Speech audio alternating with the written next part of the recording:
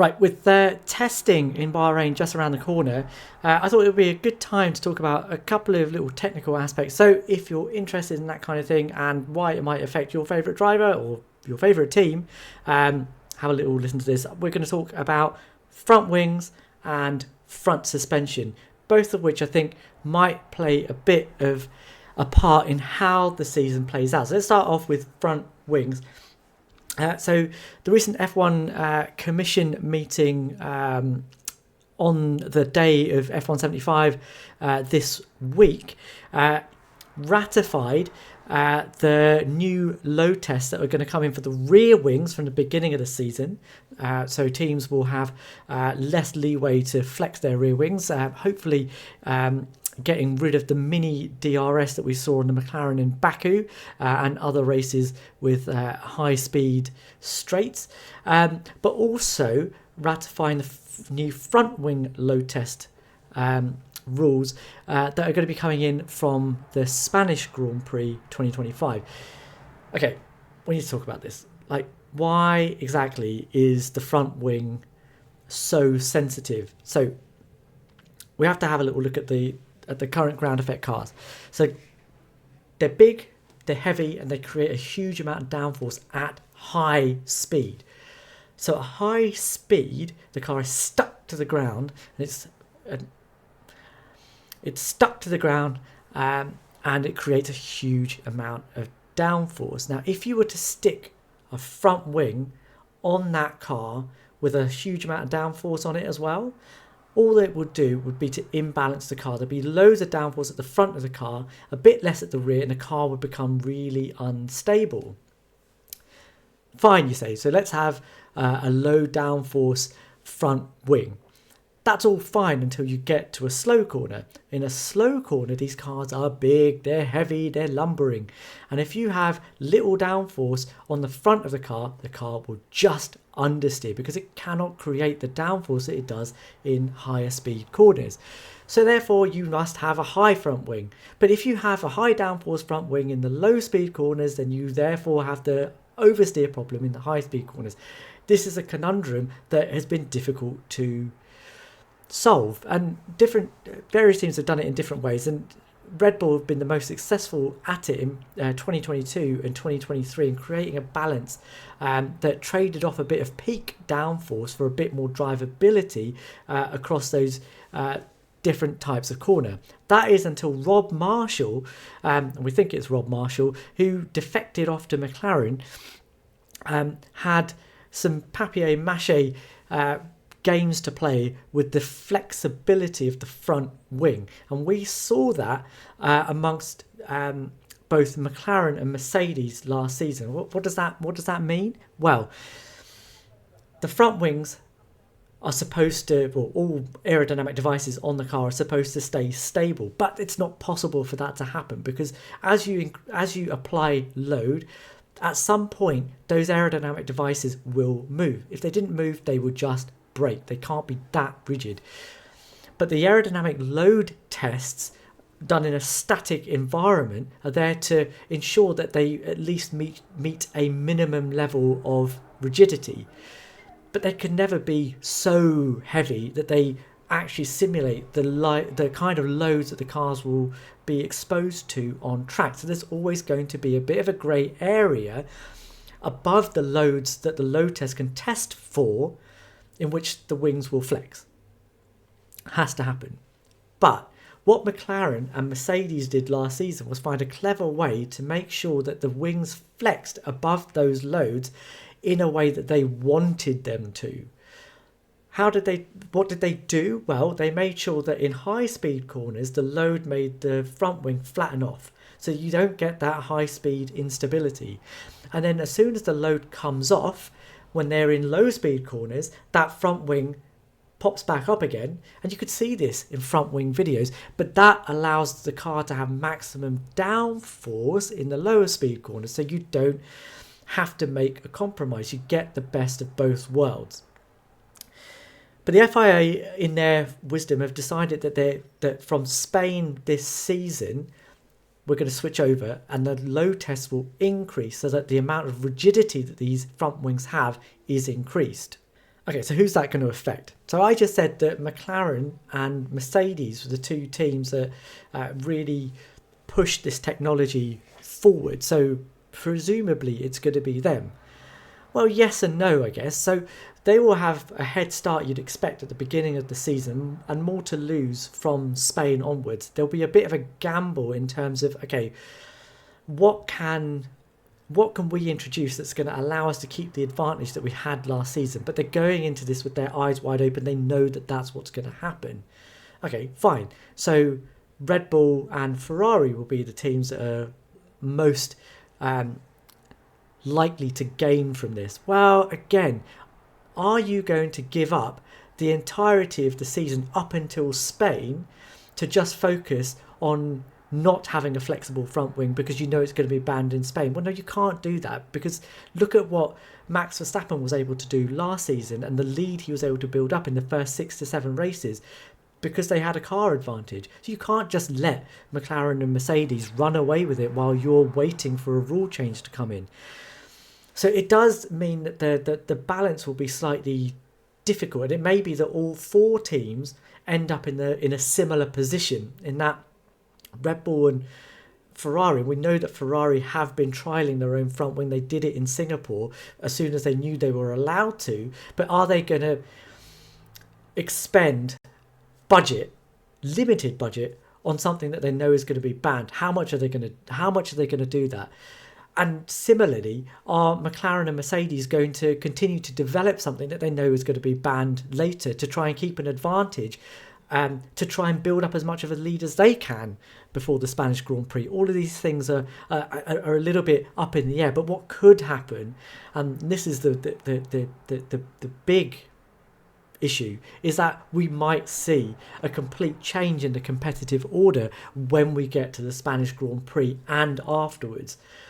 And it could mean another season of two halves. Who knows? That's the first little issue. Second, front suspension. So, why is this important? We've just seen the new SF-25, I think it's the SF-25, running for the first time at Fiorano in the hands of Charles Leclerc. And as expected, the front suspension has changed to a pull rod front suspension. Why is that important? Well, it does change the aerodynamic flow from the front of the car to the rear of the car. It allows the centre of gravity to be a bit lower. And Loic Serra, the new chassis and technical director at Ferrari, says it is essentially for aerodynamic reasons, but it also has a small effect, according to Gary Anderson at the race, on the way that the suspension reacts in a corner. You might get a little bit more movement under braking, and we know that that is something that Lewis and Charles need to get the feeling that they want when they turn into a corner. Number one. Second thing is McLaren with their uber trick front suspension with its anti-dive. What the heck is anti-dive? Right, a couple of diagrams that we've put up before. So this is the Ferrari F14 T from 2014.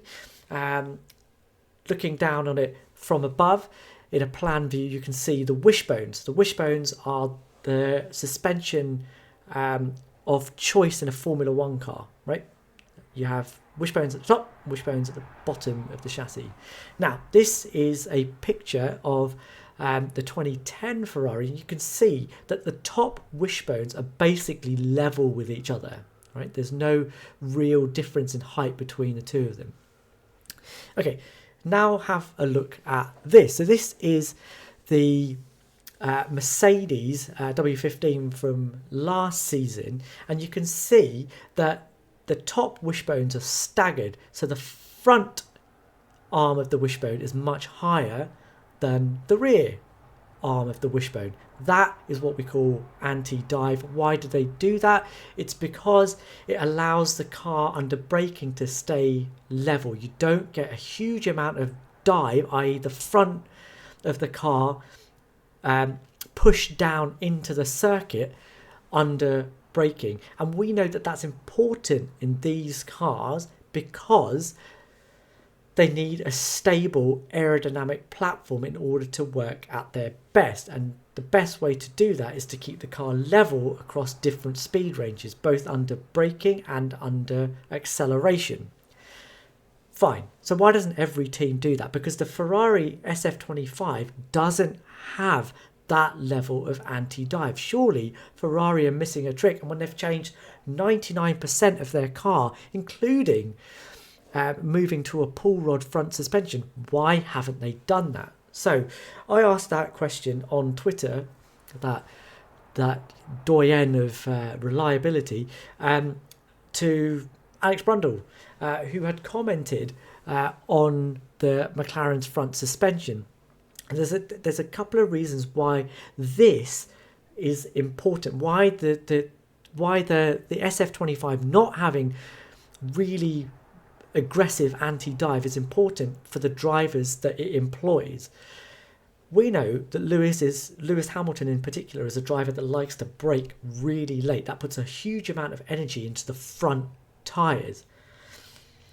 We know that the Mercedes last season was super understeery on turning, so he was already braking late and transferring the weight with the throttle to the rear of the car.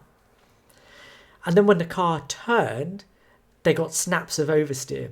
That was bad for the front of the car, it was bad for the rear of the car. It gave him those snaps of oversteer that overheated the rear tyres and meant that over the course of a qualifying lap, he couldn't keep the tyres in, and often he was making mistakes at the tail end in sector 3 of the qualifying lap. And that's really why he had such a massive deficit in the head-to-head with George Russell. But was there a bit more to that? So Alex Brundle suggests that when you brake in a Formula 1 car, that dive that you get dissipates energy into the circuit, into the suspension arms. When you don't have that dive, that energy still has to go somewhere. And if it goes into the tyres, then that heats up the tyres a bit more, exacerbating a bit of understeer. But also, if you're a driver like Lewis that already puts a huge amount of energy into the front tyres, then you're exacerbating that even more. The energy that you're dissipating into the tyres with the anti-dive is multiplied by the fact that you're putting more energy into the front tyres just by the way that you drive. That's how you get your pace. And we already know from Lewis that he doesn't like to have to turn the car in early and float it into the corner in the way that Max Verstappen and now we know George Russell does as well.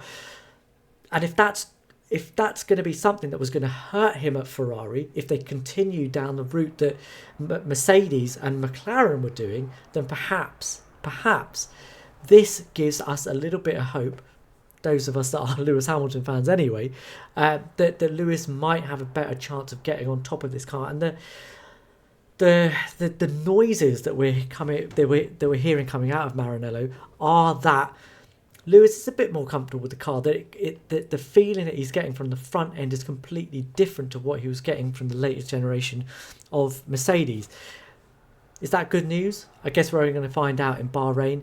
But I guess this is some news that might suggest that it wouldn't be a surprise to see Lewis closer to Charles Leclerc than we perhaps thought he might be. Still don't think he's going to beat him in the head-to-head over the course of 2025.